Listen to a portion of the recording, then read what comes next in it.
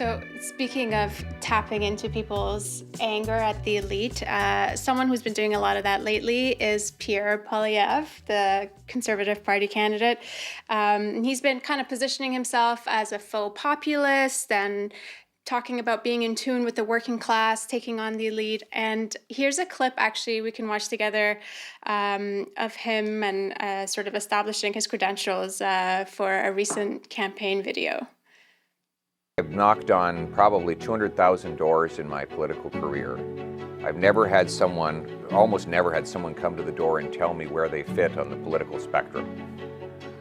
They say I'm a trucker, I'm a single mom, I'm who can't afford groceries, I'm a carpenter who can't get licensed to work, I'm a 25-year-old student with too much debt, and I'm stuck living in my parents' basement.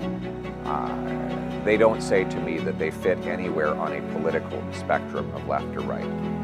One of the reasons why politicians fail is because they use that phony left-right spectrum to try to situate their policies, rather than making policies based on simple core principles that affect people's lives. I think what he's doing is like a smart and dangerous tactic drawn from a very classic populist playbook. And I don't see any of the other conservative politicians doing this or anywhere near as well as he does. I think O'Toole tried it a little bit, but it's also clearly catching on. I mean, he put out a video, I think at the height of the convoy that had 4 million views, in which he was talking about, feeling working class pain and talking about people losing control over their lives and, pointing to the financial and corporate elite. And I think what's interesting about this video is that he is not polarizing. He's not attempting to polarize people along right and left, the right and left pole, right? Which most people have very fixed reactions to, despite what he says.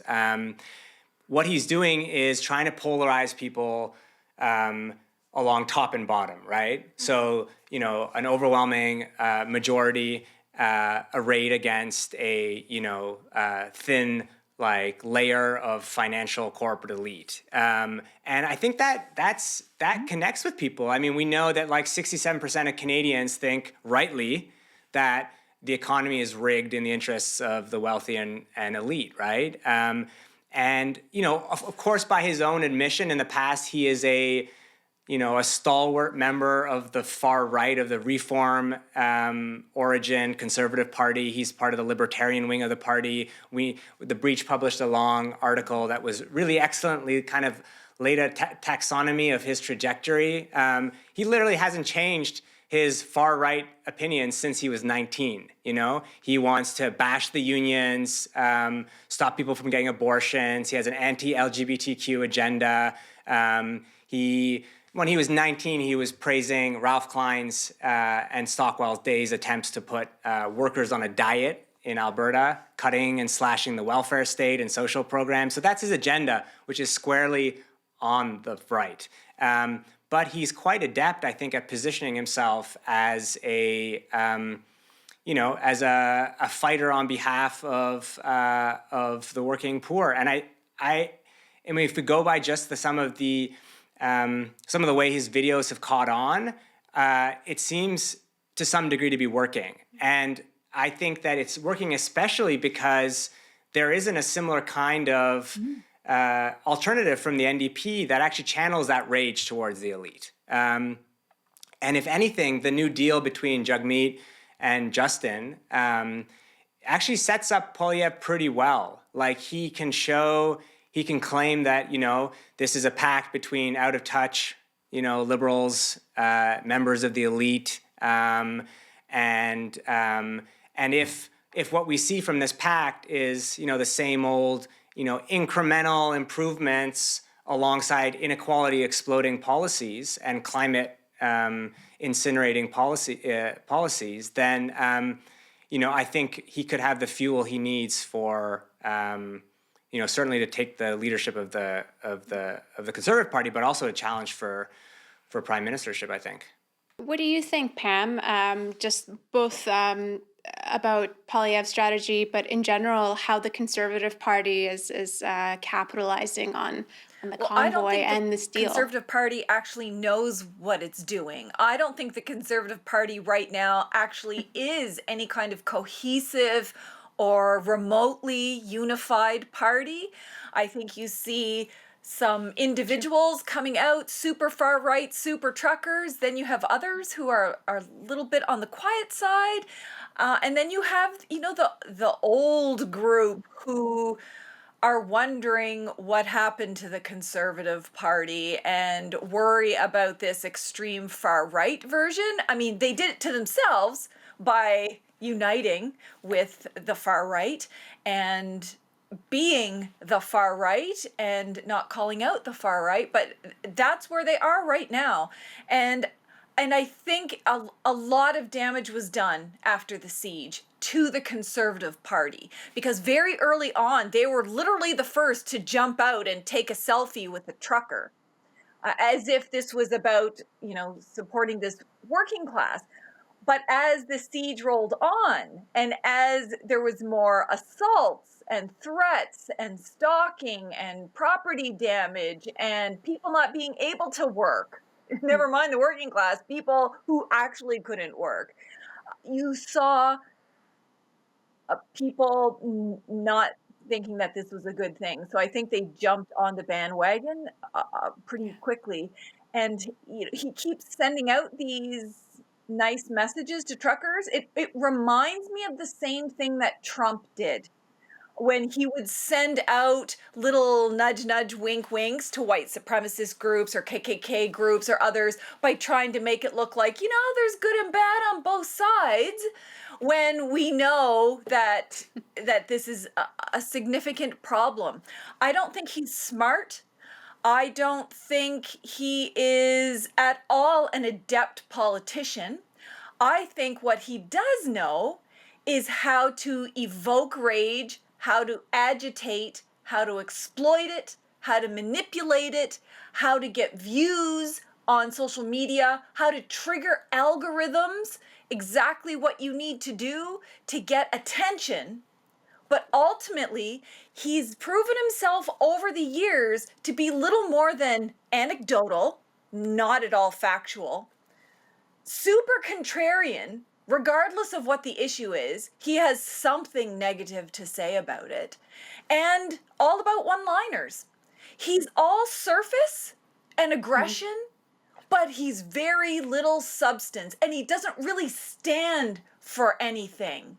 He invokes all of these anecdotes, but he doesn't really stand for anything that's good or that would help people. I want to also turn to the NDP and Jagmeet Singh in particular, trying to exercise their own kind of populism or populist rhetoric. And this is a clip from Jagmeet Singh speaking in Parliament while the convoy was happening. You are right to be angry that you work hard and pay your taxes, but the super wealthy and big businesses don't pay their fair share. And you are right to be angry that your life has become harder, while the super wealthy and powerful have only added to their wealth and power. I'm angry too. Leaving aside the slightly awkward demeanor that he had throughout that whole thing, what's your take on this? Well, I just think is he really angry? Like, I don't actually feel it. It's like I'm angry too. It's like, I'm angry too.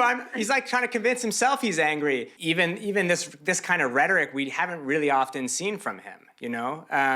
Like I know for a fact from from a former advisor of his that he doesn't even like the term elite and establishment, like using them. So.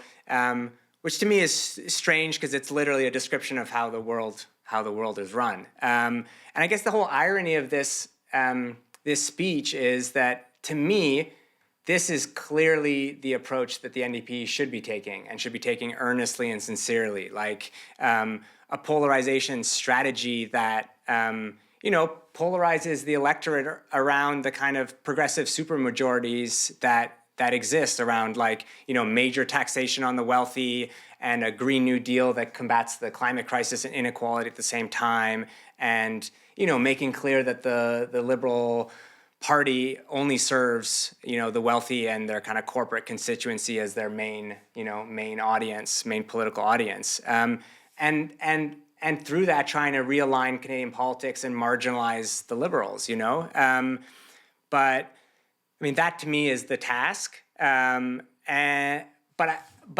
to do it well, you'd have to genuinely challenge people's rage. And to my mind, how can you be living in this country and not angry? Not angry at the cell phone companies that are ripping you off, or the oil companies that are incinerating our climate, or the arms dealers through the Liberal government who are arming bloody dictatorships in Saudi Arabia.